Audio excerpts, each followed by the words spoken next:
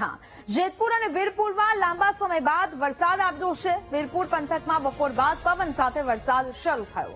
વરસાદી માહોલ જામતા ખેડૂતો ખુશખુશાલ જોવા મળ્યા. મેઘરાજાની પધરામણી થતા ખેતી પાકને ફાયદો થશે.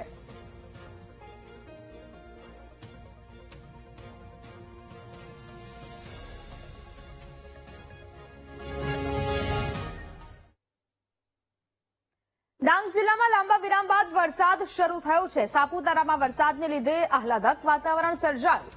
આહવા તેમજ આસપાસના વિસ્તારમાં ધોધમાર વરસાદ શરૂ થયો. લાંબા વિરામ બાદ વરસાદ થતા ખેડૂતોમાં રાહત છે તે જોવા મળી રહી છે અને હવે પોતાનો પાકને ફાયદો થવાની વાત ખેડૂતો કરી રહ્યા છે. તો આહવા તેમજ આસપાસના વિસ્તારોમાં ધોધમાર વરસાદ શરૂ થયો છે. લાંબા વિરામ બાદ વરસાદ થતા ખેડૂતોને હવે રાહત પહોંચી છે.